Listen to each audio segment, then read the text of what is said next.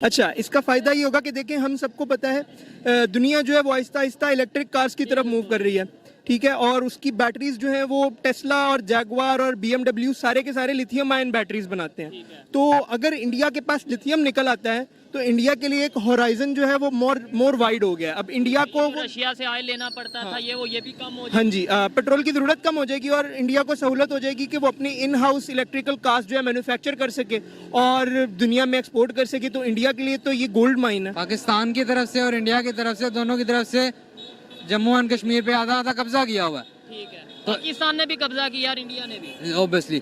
तो इस वक्त जो है पाकिस्तान वाले कश्मीर से या इंडिया वाले कश्मीर से, जहाँ से भी ज़खायर निकलेंगे वो उन लोगों के होंगे जो कश्मीर के हैं। हम पाकिस्तानियों को भी और इंडियंस को भी ये चीज़ समझनी चाहिए, कश्मीर से जो चीज़ निकल रही है ना उस पर सबसे पहला हक कश्मीरियों का है। अगर उससे कश्मीरियों को फायदा नहीं हो रहा ना तो फिर उनके हक में वो चीज़ बेहतर नहीं है। तो मतलब पाकिस्तान से निकले या इंडिया से निकले, अगर उसका अल्टीमेट फायदा कश्मीरियों को पहुंच रहा है, वहां के रहने वालों को पहुंच रहा है, तो फिर वो चीज़ फायदेमंद है। बिल्कुल, मैं इस चीज़ से 100% एग्री करता हूं कि जहां से जो ज़खायर निकलते हैं वो उस इलाके को फायदा होना चाहिए। लेकिन यही बात हम बलोचिस्तान पे इम्प्लीमेंट करें कि गैस बलोचिस्तान से निकल रही है, सुनने में आता है गोल्ड वहां से निकलता है जो चाइना लेकर जाता है, तो फिर भी बलोचिस्तान को फायदा नहीं हो रहा। तो इसका मतलब है कि हम दूसरों के घर में ये कह रहे हैं कि उन्हें फायदा देना चाहिए, नहीं बलोचिस्तान में हम खुद नहीं दे रहे। देखिए, ये हमारा फ्लॉ है। ऑफ कोर्स बाकी दुनिया के मुकाबले में इंडिया की ऑटोमोटिव इंडस्ट्री बहुत ऊपर जा रही है और आहिस्ता आहिस्ता वो भी उनका जिस तरह विजन है उनका 2040 के अंदर उन्होंने पूरे इंडिया के अंदर इलेक्ट्रिक कार्स लानी है। तो इस लिहाज से एज एन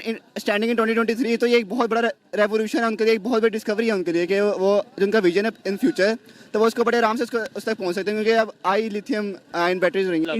इंडियंस अपने आप को जानते हैं कि भाई वो एक कौम है, उनके पास बाइंड रखने के लिए नेशनलिज्म एक हथियार है, ठीक है। नेहरू का नेशनलिज्म यही कहता है कि अच्छा, नेहरू के नेशनलिज्म ने 1947 से लेकर 2014 तक इंडिया को चलाया है। अब मोदी का हिंदुत्व 2014 से आगे इंडिया को चला रहा है। तो आप ये देख रहे हैं कि कोई ना कोई एक ऐसी चीज होती है जो इंडियंस को आपस में बांध के रखती है। उनको कोई आइडेंटिटी क्राइसिस नहीं है, ठीक है। पाकिस्तानियों को आइडेंटिटी क्राइसिस है। आप जी तो दोस्तों, मैं हूं सुहेब चौधरी और आप देख रहे हैं मेरा और आपका YouTube channel real entertainment TV. आज एक खबर बहुत वायरल है कि इंडिया को जम्मू एंड कश्मीर से 5.6 मिलियन टन रिजर्व मिले हैं लिथियम के। लिथियम को वाइट गोल्ड भी कहा जाता है, बैटरीज में यूज़ होता है, बहुत ज़्यादा अहमियत है इसकी। इसी वाले से पाकिस्तान की पब्लिक से बात करेंगे कि वो इस खबर के बारे में क्या राय रखते हैं और अगर ये जो इतनी बड़ी तादाद में रिजर्व मिले हैं, इंडिया इसका क्या फ़ायदा लेने वाला है और क्या पाकिस्तान की पब्लिक इस हवाले से ओपिनियन रखती है, जानेंगे इस वीडियो में। जो मेरी पर्सनल ओपिनियन है वो मैं आपको बताऊंगा वीडियो के लास्ट में। चलते हैं वीडियो की तरफ और मिलते हैं वीडियो के बाद। अस्सलाम वालेकुम। वालेकुम अस्सलाम। आपका नाम? हाफिज वामिक जाहिद। आपका नाम? साद भट्टी। फारिस बेग। सबसे पहले तो ये बताएं, करते क्या आप? University of engineering and technology के स्टूडेंट हैं, पॉलीमर इंजीनियर। ज़बरदस्त, फिर तो बड़ा मज़ा आने वाला है आपसे बात करते हुए। टॉपिक भी आज इसी रेलिवेंट है।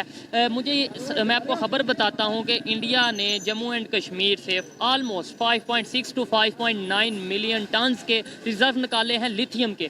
ये खबर सुन के कैसा लगा? खबर सुन के ऐसा लगा कि अगर कश्मीर एग्जिस्ट कर रहा होता एज एन इंडिपेंडेंट एंटिटी तो ये कश्मीरियों के लिए बहुत बड़ी खबर होती। ठीक है। लेकिन अब चूंकि एरिया डिस्प्यूटेड है तो इस पे ऑब्वियसली वी ऑल नो कि इस पे अब फसादात खड़े होने हैं, क्योंकि as India claims Kashmir as it's parts तो इंडिया उसके ऊपर अपना हक जताएगा, but technically and lawfully India का उस पर हक जताना नहीं बनता, क्योंकि Pakistan has claimed that also. तो अब ये डिस्प्यूट इन माय व्यू ये आगे जाने वाला है, इसको आगे बढ़ाने की कोशिश की जाएगी, but in the end we all know कि ये जो चीज़ निकल के आई है ये इंडिया ही के पास जानी है। ठीक है, ये जो खबर है अगर ये वाकईत है, वैसे तो मिनिस्ट्री ऑफ इंडिया की जो मिनिस्ट्री है उन्होंने ये अनाउंस किया है कि भाई 5.9 मिलियन टन के जो उनसे रिजर्व हैं वो हमने निकाले हैं। इंडिया को क्या फ़ायदा होने वाला है इसका आपके ख्याल में? आप तो इंजीनियर हैं, बहुत ज़्यादा मेरे से ज़्यादा बेहतर जानते होंगे लिथियम की वैल्यू, वाइट गोल्ड भी कहा जाता है, क्या फ़ायदा होने वाला है? अच्छा, इसका फ़ायदा ये होगा कि देखें, हम सबको पता है दुनिया जो है वो आहिस्ता आहिस्ता इलेक्ट्रिक कार्स की तरफ मूव कर रही है, ठीक है। और उसकी बैटरीज जो हैं वो टेस्ला और जैगवार और BMW सारे के सारे लिथियम आयन बैटरीज बनाते हैं। तो अगर इंडिया के पास लिथियम निकल आता है तो इंडिया के लिए एक होराइजन जो है वो मोर वाइड हो गया। अब इंडिया को रशिया से ऑयल लेना पड़ता था, ये भी कम हो हाँ जी, पेट्रोल की ज़रूरत कम हो जाएगी और इंडिया को सहूलत हो जाएगी कि वो अपनी इन हाउस इलेक्ट्रिकल कार्स जो है मैन्युफैक्चर कर सके और दुनिया में एक्सपोर्ट कर सके। तो इंडिया के लिए तो ये गोल्ड माइन है। Gold mine. आप इसके ऊपर क्या कहना चाहेंगे कि पहले इंडिया दूसरे कंट्रीज में जाता था, बहुत दूर दूर जाता था इसकी खोज में, यानी लिथियम की खोज में, ताकि वो इलेक्ट्रिक कार्स के लिए इसे यूज़ कर सके, बैटरी के लिए यूज़ कर सके। उनके वहाँ पे जम्मू एंड कश्मीर में ये निकल आया और इतनी बड़ी तादाद में, कहने में ये आ रहा है, सुनने में ये आ रहा है कि दुनिया में दूसरे नंबर पे जो बड़े रिजर्व्स हैं उनमें से ये होगा लिथियम का। मेरे ख्याल से तो ये एक रेवोल्यूशनरी साबित होगा इंडियन इलेक्ट्रिकल इंडस्ट्री के लिए कि जहां उन्हें बाहर से लेना पड़ा, जब उनके अपने रिजर्व्स आएंगे तो उनकी इंडस्ट्री बूम करेगी। एक इंडिया के लिए एक रेवोल्यूशनरी मूवमेंट है ये, तो फ़ायदा ही है, उनकी इकोनॉमी को फ़ायदा है। अभी ये भाई ये कह रहे थे कि भाई वो ज़ाहिर बात है जम्मू एंड कश्मीर से निकला है, डिस्प्यूटेड एरिया है, इसके ऊपर आप क्या कहना चाहेंगे? ऑफ कोर्स डिस्प्यूटेड तो एक एरिया है, तो इस पर अब सब बैठेंगे तो एक फाइनल डिसीजन होगा कि किसके हक में ज़रा बेहतरी है कि पाकिस्तान की तरफ जाए इंडिया। लेकिन मेरा पॉइंट ऑफ व्यू है कि इंडिया के पास ही जाएगा, क्योंकि मेजर एक्सेस इंडिया का ही है उनके पास, तो इंडिया ही इसको लेके जाएगा। अच्छा, पाकिस्तान वाली साइड पे जो इस टाइम कश्मीर है, वहाँ से अगर ये निकलते, रिजर्व निकलते, तो फिर भी आप ये कहते हैं कि भाई डिस्प्यूटेड एरिया, तो इसलिए जो उनसे वो इंडिया को भी दे देते हैं। नहीं, दे देते हैं की बात नहीं है। देखें, पहली बात तो ये है ना कि हम पाकिस्तानियों को भी और इंडियंस को भी ये चीज़ समझनी चाहिए, कश्मीर से जो चीज़ निकल रही है ना, उस पर सबसे पहला हक कश्मीरियों का है। अगर उससे कश्मीरियों को फ़ायदा नहीं हो रहा ना, तो फिर उनके हक में वो चीज़ बेहतर नहीं है। तो मतलब पाकिस्तान से निकले या इंडिया से निकले, अगर उसका अल्टीमेट फायदा कश्मीरियों को पहुंच रहा है, वहां के रहने वालों को पहुंच रहा है, फिर वो चीज़ फायदेमंद है। बिल्कुल, मैं इस चीज़ से 100% एग्री करता हूं कि जहां से जो ज़खायर निकलते हैं वो उस इलाके को फ़ायदा होना चाहिए। लेकिन यही बात हम बलोचिस्तान पे इम्प्लीमेंट करें कि गैस बलोचिस्तान से निकल रही है, सुनने में आता है गोल्ड वहां से निकलता है जो चाइना लेकर जाता है, तो फिर भी बलोचिस्तान को फ़ायदा नहीं हो रहा, तो इसका मतलब है कि हम दूसरों के घर में ये कह रहे हैं कि उन्हें फ़ायदा देना चाहिए। नहीं, बलोचिस्तान में हम खुद नहीं दे रहे। देखिए, ये हमारा फ्लॉ है। हम सारे जानते हैं कि पाकिस्तान के अंदर हालात इस तरह के रहे हैं कि हमारे फंड्स इक्वली डिस्ट्रीब्यूट नहीं हुए। ठीक है, पंजाब के ऊपर बहुत ज़्यादा पैसा लगा है और इतना ज़्यादा पैसा लगा है कि अब आप देखते हैं कि सारे प्रोविंसेस सारे के सारे डिस्प्यूट करते हैं कि पाकिस्तान जो है वो पंजाबिस्तान है। तो ये हमारी जो पाकिस्तान नहीं पंजाबिस्तान है, वो मतलब ये बातें की जाती हैं और ये फैक्ट है। और इसलिए क्योंकि हम लोग इंतजामी तौर पे इस चीज़ को मैनेज नहीं कर सके और हम चारों सूबों में से बलोचिस्तान सबसे पीछे है, सबसे ज़्यादा मादनी ज़खायर में, हाँ जी, रिच होने के बावजूद पीछे है। तो ये अब हमारे अरबाब इख्तियार को सोचना चाहिए कि भाई इख्तियारात नीचे ट्रांसफर होने चाहिए, बहुत हो गई है। ठीक है, ये रेवोल्यूशनरी एक चीज़ नहीं है कि पूरी दुनिया के लिए कह लें या फिर खासतौर पे एशिया के लिए, कि जैसे इतने बड़े ज़खायर निकले हैं, इतने बड़े रिजर्व निकले हैं अपना लिथियम के, क्या समझते हैं कि इंडिया अपना जो उनसे कभी रशिया से ऑयल ले रहा था या दूसरे कंट्री से ऑयल के हवाले से या गाड़ियों के हवाले से बात करें, एक चेंज लाएगा बहुत बड़ा? ऑफ कोर्स ऐसा होता है तो ऑफ कोर्स बाकी दुनिया के मुकाबले में इंडिया की ऑटोमोटिव इंडस्ट्री बहुत ऊपर जा रही है और आहिस्ता आहिस्ता वो भी उनका जिस तरह विजन है उनका 2040 के अंदर उन्होंने पूरे इंडिया के अंदर इलेक्ट्रिक कार्स लानी है, तो इस लिहाज से एज एन स्टैंडिंग इन 2023 तो ये एक बहुत बड़ा रेवोल्यूशन है उनके लिए, एक बहुत बड़ी डिस्कवरी है उनके लिए कि वो जो उनका विजन है इन फ्यूचर, तो वो उसको बड़े आराम से उस तक पहुंच सकते हैं, क्योंकि अब आई लिथियम आयन बैटरीज रही हैं। ऐसे ही है, बड़ी बड़ी जो कंपनीज हैं वो लिथियम बैटरीज यूज़ कर रही हैं और आगे यूज़ ये होने वाली हैं। ऐसी सिचुएशन में एजुकेटेड पाकिस्तानी क्या राय रखता है कि यार ये जो सा इशू है ख़त्म करके इकट्ठे मिल के काम करने की ज़रूरत है, दोनों कंट्रीज़ को फ़ायदा होगा, कि या फिर वो अपना प्रैक्टिकली काम करता जा रहा है? इस हकीकत से तो आप एग्री करते हैं कि नहीं, वो वहाँ पे इंफ्रास्ट्रक्चर, वहाँ से ये देखें अपना रिजर्व निकाल रहा है, हम नारे लगा रहे हैं, हमें मिल के प्रैक्टिकली कुछ करने की ज़रूरत है। पहली बात तो ये कि सीधा स्टैंड पॉइंट है कि कभी वो हमारी तरफ आने नहीं वाले, इंडिया की जो चीज़ है वो उधर ही रहनी है।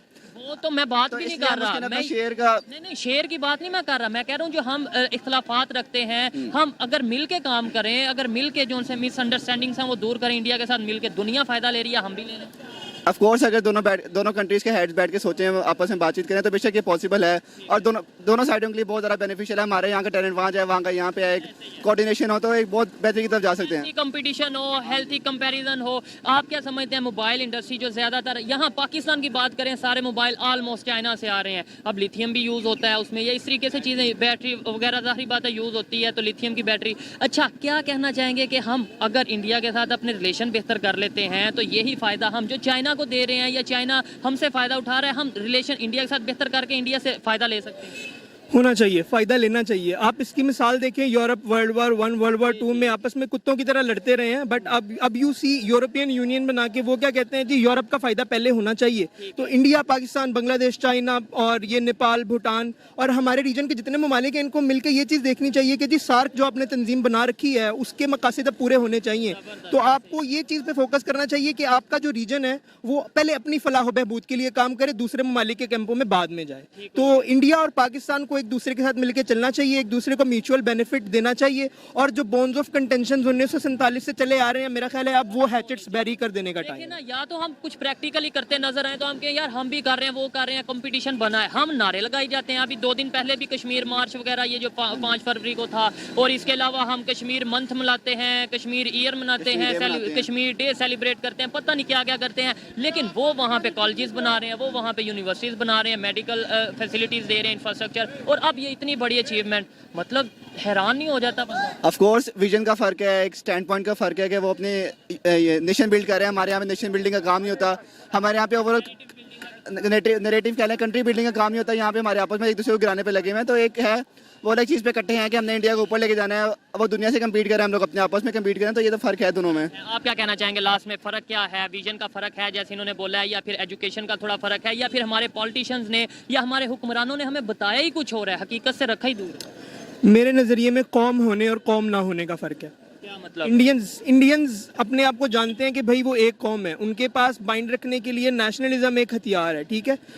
नेहरू का नेशनलिज्म यही कहता है कि अच्छा, नेहरू के नेशनलिज्म ने 1947 से लेकर 2014 तक इंडिया को चलाया है। अब मोदी का हिंदुत्व 2014 से आगे इंडिया को चला रहा है। तो आप ये देख रहे हैं कि कोई ना कोई एक ऐसी चीज़ होती है जो इंडियंस को आपस में बांध के रखती है। लेकिन आपने हिंदुत्व की बात की है, वहाँ पे तो बहुत सी ऐसी नेशंस हैं, मतलब बहुत से ऐसे मजहब के लोग रहने वाले हैं, मुसलमान हैं बहुत बड़ी तादाद में, हमारे से ज़्यादा। इसके अलावा सिख हैं, इसके अलावा हिंदू हैं, क्रिश्चियन हैं, वो सारे मिलके रह रहे हैं। आपने इस चीज़ को बट उनको कोई आइडेंटिटी क्राइसिस नहीं है, ठीक है। पाकिस्तानियों को आइडेंटिटी क्राइसिस है। आप ये देखें, पाकिस्तानी बन के जब सोचेगा ना, बेहतरी तब आएगी। तो पाकिस्तानियों को पाकिस्तानी बन के सोचने की जरूरत है। निकले सऊदिया, तुर्की, ईरान, अमेरिका, रशिया, इनकी जो ड्रामा अच्छा लगता है वो हम उससे इंस्पायर होकर कहते हैं ये तो हमारे बड़े थे, बस हम तुर्की के पीछे लग जाते हैं। सऊदिया से कभी कोई एड आती है, हम कहते हैं कि अब हमने जो सा ये वाली कैप ऐसे पहननी है, ये बुरका ऐसे, मतलब हम अपना कल्चर चेंज कर लेते हैं किसी के। पाकिस्तानियों को पाकिस्तानी बन जाने की जरूरत है। जिस दिन, जैसे इमरान खान साहब फरमाते हैं जी, जिस दिन कौम बन गए उस दिन कामयाबी है। अच्छा, ये बात जो आपने बात की, लॉजिकल बातें की काफ़ी हद तक, कि मतलब वो है दुनिया प्रैक्टिकली काम कर रही है और हम नारों पे है। यही सोच पब्लिक तक कैसे पहुंचेगी? मेरी आपकी क्या जिम्मेदारी है? पब्लिक को अवेयरनेस कैसे आएगी, पाकिस्तान की पब्लिक? सबसे पहले तो जी पाकिस्तान के अंदर जो पॉलिसी इंप्लीमेंट करने की ज़रूरत है ना, वो है उनकी जो मुस्तफ़ा कमाल अतातुर्क की एजुकेशन एंड री एजुकेशन। आपके पुराने लोगों को री एजुकेट करने की ज़रूरत है और आपकी जो यूथ है उसको एजुकेट करने की ज़रूरत है। मतलब है फिर तुर्की को ही फॉलो करना है हमने? नहीं, तुर्की को फॉलो करने की बात नहीं है। देखिए, पॉलिसी और बेहतर होगी वो पॉलिसी और आइडियोलॉजी जो आपके हक में बेहतर हो सकती है, क्योंकि देखिए एजुकेट होने का मसला है, आपकी आवाम में शऊर नहीं है। तो वो जब वो शऊर डेवलप हो जाएगा ना, और जब कौम एज अ कौम सोचने लग जाएगी और कौम किसी और का मफाद देखने से पहले अपना मफाद देखेगी, पाकिस्तान का फायदा, पाकिस्तान का मफाद देखेगी। आप इस पे क्या कहना चाहेंगे कि कैसे सोच बदलेगी? देखें, ये गिने चुने लोगों तक सोच महदूद है, जो प्रैक्टिकल सोच है। अदरवाइज इधर किसी से पूछ ले, वो नारा लगा देगा बहुत अच्छा, वो जज्बाती बातें कर लेगा, लेकिन ये प्रैक्टिकल बातें कि यार दुनिया कहाँ चली जा रही है, हम अभी तक जज्बात में गुम है, ये कैसे लोगों को बताएं? मैं कैसे बताऊं? आपकी क्या जिम्मेदारी है, गवर्नमेंट की क्या जिम्मेदारी? इसके पीछे तो पहले 2 चीज़ें कि सबसे पहले हम अपनी जुडिशरी सीधी करें, उसके बाद अलावा पढ़ा लिखा बंदा सामने आए एज ए नॉमिनी और एज अ पॉलिटिशियन। जब तक हमारे पास पढ़ा लिखा बंदा नहीं आएगा, हम लोग किसी जगह तरक्की नहीं कर सकते, क्योंकि एक पढ़े लिखे बंदे के पास विजन होता है, कौम को लेके चलने का तरीका होता है। तो आम बंदा, ये जो हमारे आम पॉलिटिशियन है, ये इनके अंदर कैपेबिलिटी नहीं है लेके चलने की। जब तक लीडर नहीं अच्छा आएगा, आपको क्या लगता है कि पाकिस्तान बेहतरी की तरफ नहीं जा सकता? बहुत मुश्किल है। यूथ की, मेरी आपकी कोई जिम्मेदारी? एक राह के पीछे लगाने वाला एक कौम को एक लीडर ही होता है। जब तक आपको एक सीधा लीडर नहीं मिलेगा, आप कौम उस तरफ नहीं लग सकती। यूथ की कोई जिम्मेदारी नहीं? बड़ी तादाद यूथ की है पाकिस्तान में, मेरी और आपकी कोई जिम्मेदारी नहीं? यूथ के पास अवेयरनेस है, लेकिन यूथ के पास वसाइल नहीं है, और वसाइल आते हैं हुकूमत की तरफ से। तो जब तक हुकूमत इस तरफ नहीं आएगी, तब तक एक यूथ भी कुछ नहीं कर सकती इस मामले में। क्या कहना चाहेंगे यूथ की, मेरी और आपकी? मैं ये समझता हूँ, मैंने ये अपना फर्ज समझता हूँ कि पाकिस्तान की पब्लिक को अवेयरनेस देनी है, पाकिस्तान की पब्लिक को सच दिखाना है, जिन चीज़ों से हमें दूर रखा गया वो उन्हें बताना है। आपकी इसके ऊपर क्या जिम्मेदारी है? मैं कैसे बेहतर कर सकता हूँ? एज एन इंडिविजुअल, मेरी और एज एन इंडिविजुअल हर पाकिस्तानी की ये जिम्मेदारी है, सबसे पहले मैं सीखूं सबसे पहले मैं अपनी मेंटालिटी को एक्सेप्टिंग बनाऊं, सबसे पहले मैं अपना माइंड ब्रॉडन करूं। जबरदस्त। जब सब ये कर लेंगे ना, फिर मेरे लिए आपको बात समझाना आसान हो जाएगा, और जब हम बातें समझेंगे तो पूरी कौम समझ जाएगी। समझेगी। 100% एग्री करता हूँ। बहुत अच्छा लगा इनसे बात करके। ऐसे स्टूडेंट्स, ऐसी यूथ होगी तो कहीं ना कहीं बेहतरी की उम्मीद जरूर होगी। आइए मजीद किसी से बात करते हैं। बहुत शुक्रिया brother. Thank you very much. अस्सलाम वालेकुम। वालेकुम सलाम। आपका नाम? दिलावर हुसैन। क्या करते हैं? मैं बीएस का स्टूडेंट हूँ, government college university Lahore. BS किस सब्जेक्ट में? फिजिक्स। BS physics. ठीक है, फिर तो अच्छा लगेगा आपसे बात करते हुए। जम्मू एंड कश्मीर की बात करें, जिसके लिए हम हर साल रैली निकालते हैं, कश्मीर बनेगा पाकिस्तान और ये वो इस तरह के हम नारे लगाते हैं। जी जी। अभी वहाँ से इंडिया को दुनिया के दूसरे नंबर पे बड़े ज़खायर मिले हैं लिथियम के। जी जी। ठीक है, रिजर्व मिले हैं। क्या कहना चाहेंगे इसके ऊपर के इतनी बड़ी अचीवमेंट या इतने बड़े अगर रिजर्व मिले हैं, जी जी, रिसोर्सेज मिले हैं, क्या इसके ऊपर कहना चाहेंगे? ये बेसिकली कश्मीर तो पाकिस्तान का हिस्सा है। जब 1947 में पाकिस्तान बना था तब तो कश्मीर पाकिस्तान का हिस्सा था। वो तो इंडिया ने मतलब जोर से अपनी फौजें धकेल दी थी। ठीक है, थोड़ी सी करेक्शन कर देता हूँ, फिर आगे बात को बढ़ाते हैं। जी, जी। कश्मीर पाकिस्तान का ऑफिशियली हिस्सा कभी नहीं बना। मतलब ये नहीं है कि 1947 में जी, वो जी। पाकिस्तान का हिस्सा नहीं था, वो अलहदा स्टेट थी। जी बेसिकली तो पहला नंबर तो कश्मीर डिजर्व करता है कि कश्मीर की स्टेट को ये चीज़ें दी जाए। ठीक है, अगर वो डिजर्व उन्हें नहीं दी जाती, पाकिस्तान को इसका हिस्सेदार बनाए ना। इंडिया तो इस चीज़ में आता ही नहीं है, क्योंकि इंडिया हर वक्त उन पे जुल्म सितम कर रहा है। आए दिन कुछ ना कुछ होता रहता है। सबसे खोज निकाली है, जो मेहनत की है, वो इंडिया की टीम ने की है। इसके अलावा अगर बात करें कि भाई ऐसे हमारे पास भी जो कश्मीर है, हम वहाँ पे अगर कल को कोई चीज़ निकलती है, हम कहेंगे हम बीच में से हिस्सा किसको दें, इंडिया को दें या किसको दें? फिर मेरे ख्याल से बेसिकली कश्मीर की स्टेट डिजर्व करती है। जहाँ से वो खजाना निकलेगा, कुछ भी निकलेगा, कोई भी प्रोडक्ट निकलेगी, बेसिकली कश्मीर की आवाम डिजर्व करती है। हमारा भी हक है, बट जिस तरह हमारा हक है उस तरह इंडिया का भी है, लेकिन बेसिकली कश्मीर की आवाम डिजर्व करती है। अच्छा, आप फिजिक्स के स्टूडेंट हैं, आप ये जानते ही होंगे लिथियम किस चीज़ में काम आता है, यानी ये जो लिथियम है ये किस चीज़ के लिए काम आएगा? लिथियम बेसिकली एक मेटल है, और आई थिंक ये एटॉमिक एनर्जी में इस्तेमाल होता है। ये बैटरीज वगैरह में मेरे ख्याल से बैटरीज में भी इस्तेमाल होता है, एटॉमिक एनर्जी में भी इस्तेमाल। अभी जैसे तेल का बहुत ऑयल का इशू चल रहा है, इसके अलावा बहुत से इश्यूज चल रहे हैं। ऐसे में जब उनकी जो गाड़ियां हैं वो लिथियम बैटरी के ऊपर कन्वर्ट हो जाएंगी, और कितना फायदा होने वाला है। मतलब इतनी बड़ी तादाद में उन्हें ये रिसोर्सेज मिले हैं। वो बेसिकली कल एक खबर आई हुई थी कि आने वाले वक्त में इंडिया एक बहुत ज़्यादा कारें प्रोड्यूस करने वाला मुल्क होगा, और इसमें शक भी नहीं है। पाकिस्तान इस लिहाज से बहुत पीछे जा रहा है, तो मेरे ख्याल से वो इसलिए इंडिया ही ले जाएगा ये चीज़ें, क्योंकि उन्होंने कारें इलेक्ट्रिक पे लानी है। ऑयल का तो बहुत ज़्यादा मतलब है बहरान पैदा हो चुका है पाकिस्तान में, तो बेसिकली हो चुका है। पाकिस्तान तो इसी वजह से गिर रहा है रोज़ाना। इसके मतलब है आप आज देखें तेल की कीमत डेली बढ़ रही है। पाकिस्तान सिर्फ ऑयल की वजह से डिफॉल्ट होने जा रहा है। ऑयल की कमी है, तो इंडिया तो इससे बेसिकली जोर मारेगा कि हमें दें ये चीज़ें, और हम इसे सोचने वाली बात है ना कि जिस चीज़ की पाकिस्तान में शदीद कमी है, उसी चीज़ को अगर दूसरी साइड पे देखा जाए, लिथियम जो उनसे चीज़ है, ये कैसे इंडिया के लिए फायदेमंद कैसे हो सकती है? इंडिया के लिए फायदेमंद तो है, कोई भी चीज़ हो उनके लिए तो फायदेमंद है, क्योंकि अब वो कारें प्रोड्यूस व्हाइट गोल्ड भी कहा जाता है। मतलब इतना ये इतना बिल्कुल कहा जाता है, और इंडिया तो इससे फायदा उठाएगा क्योंकि वो कारें प्रोड्यूस करने वाला मुल्क बन चुका है। अब तो वो इसे इस्तेमाल करेगा, ऑयल को पीछे रखेगा, अब वो इलेक्ट्रिक कारें बनाएगा। और ऑयल बेसिकली तो वो रशिया से ज्यादातर ऑयल इंपोर्ट करता है ना, अब वो इलेक्ट्रिक कारें प्रोड्यूस करने जा रहा है, तो वो मतलब डिपेंडेंसी कम नहीं हो जाएगी? जाहिर बात है, ऑयल अब उसे उस मिकदार में नहीं इंडिया को चाहिए होगा। बिल्कुल बिल्कुल। और पाकिस्तान को भी अगर इंडिया ये चीजें डिजर्व करता है तो पाकिस्तान भी डिजर्व करता है। ऐसे उसकी थोड़ी सी लॉजिक बताएं। वो तो फिर ऐसे हमारे पास कश्मीर का जो हिस्सा है, हम वहाँ पे खोज करें, वहाँ से हम तलाश करें ये चीज़ें, हम भी ऐसे निकालें। तो मेरे ख्याल से पाकिस्तान की आर्मी को स्टेप उठाने चाहिए और कश्मीर की तरफ जाना चाहिए, जिस तरह इंडिया आ रहा है। बेसिकली हर महीने हर साल इंडिया थोड़ी सी मतलब रेंज बढ़ा लेता है पाकिस्तान की तरफ, या कश्मीर में घुस जाता है। पाकिस्तान इस तरह नहीं कर रहा। पाकिस्तान की आर्मी को भी ये स्टेप उठाने चाहिए। एक तो हमने कश्मीर को मतलब वो प्रोटेक्ट करना है, दूसरा नंबर हमने कश्मीर को पाकिस्तान का हिस्सा बनाना है और वो हमारी शार आ गया, हम उसे छोड़ नहीं सकते। ये तो मैं 75 साल से सुन रहा हूँ, वो हमारी शार आ गया, छोड़ नहीं सकते, लेकिन हम कर क्या रहे हैं उसके लिए? ये भी अगर देखा जाए, ये मैं आपसे सवाल करूँ, आपने बोला ना शार आ गया, छोड़ नहीं सकते, तो आप क्या कहना चाहेंगे इसके ऊपर? मेरे ख्याल से पाकिस्तान की आवाम तकरीरें कर रही है, तहरीरें निकली है, रोज़ाना अखबार में नए आर्टिकल होते हैं, बट मेरे ख्याल से कोई स्टेप नहीं लिया जा रहा और अक़वाम मुत्तहिदा में इसको अपराइज करना चाहिए। कल भी हमारी यूनिवर्सिटी में इस पे एक मौजू हुआ था कि कश्मीर मंथ चल रहा है और हम ट्रेंड चला रहे हैं कि कश्मीर के अवाम को प्रोटेक्ट करना है, कश्मीर पर जुल्म सितम किया जा रहा है। पाकिस्तान में भी कश्मीर मंथ चल रहा है। जी जी बिल्कुल। वहाँ पे उन्होंने जो सा लिथियम के ज़खायर निकाल लिए। नहीं नहीं, उस पे बात नहीं हुई। मैं आज मैं वैसे बात कर रहा हूँ कि यहाँ पे कश्मीर मंथ चल रहा है, यहाँ पे कश्मीर को लेकर नारे चल रहे हैं और वहाँ पर कश्मीर में जो सा वो प्रैक्टिकल काम किया जाए। मेरे ख्याल से सिर्फ नारेबाजी से काम नहीं होगा,